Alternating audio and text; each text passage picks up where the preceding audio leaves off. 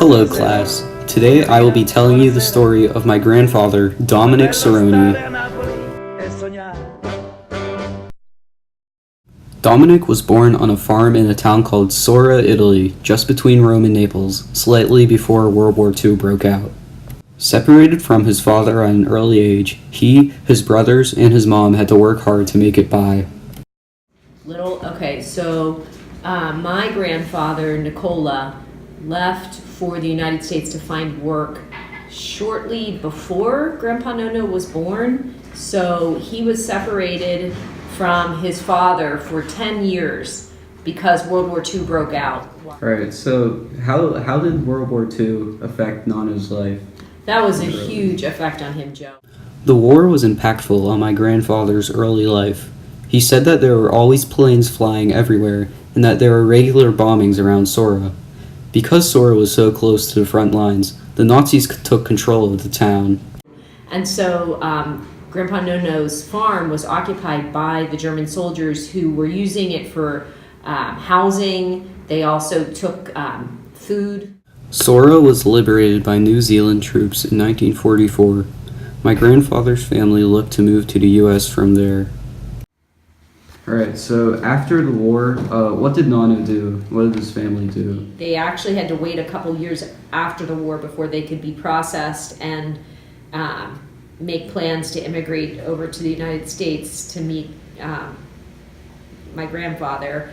And all the while, like before the war and after the war, my grandfather was sending money over to Grandpa Nono. My great-grandfather sent remittances to my great-grandmother to help them come to the United States. They wanted to leave Italy. I think their plan before the war broke out was probably to come to the United States, and then it was interrupted by the war. My grandfather's migration to the United States was voluntary. Some pull factors that caused this were that his family saw more opportunity in America, and that my great-grandfather was already in America. The war was definitely a large push factor, but my grandfather's family's original plan was to go to America before the war. Right. So how did Nano get to New York City? I think they probably took a train from Rome to Naples, and then they went on a ship to the United States. And I have the actual record of my grandmother and Grandpa Nono and his two brothers coming over on the ship. There were no examples of intervening opportunities in my grandfather's journey to the United States. His goal was to come to New York City, work, and get money.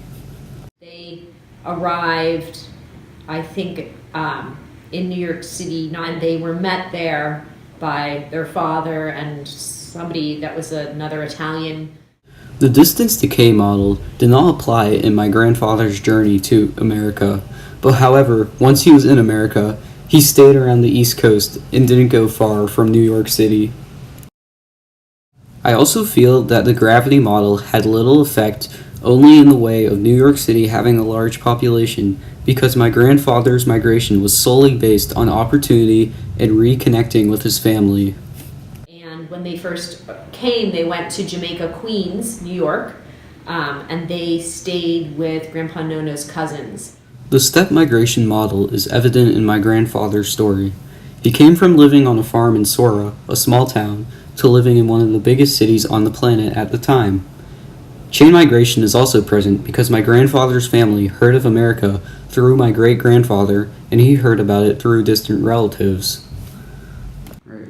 So when he came to America, did he go to school or did he get a job? He never envisioned going to college. He thought that he was going to work for his father's cement company. They did a lot. My grandfather and his family had to take night classes to learn English. He was placed in 7th grade when he came here, and in senior year of high school, his teachers saw his potential and told him to apply to college. He was accepted into the New York University School of Engineering and graduated in 1956. Alright, so what did Nano do after he went to college? So he graduated from NYU with a degree in civil engineering, and he worked for a while for an airplane manufacturing company. So he was kind of a person that wanted to strike out on his own, and even though his first job, I think, was important for him just to get sort of his feet wet in the industry, so to speak, it really wasn't his ideal to work for a big corporation and sort of be a cog in the wheel. All right, so after Nono was in New York, how did he get down to Wheeling? Grandpa Nono had an uncle, Jerry, who was your great-grandfather's brother, and he lived in Wheeling, West Virginia. My grandfather decided to settle in Wheeling, West Virginia, and he met my grandmother, who sadly passed exactly 1 year ago. He worked in various business, ranging from law firms to establishing water lines for cities.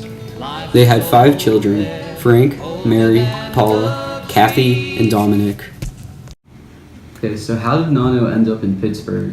So after we all went to college and lived in different cities, we sort of one by one, the 5 children, migrated to Pittsburgh just because we wanted to be closer to Grandma and Grandpa Nono. They were in Wheeling, but we didn't want to live in Wheeling because it was a pretty small town and there were more opportunities in Pittsburgh.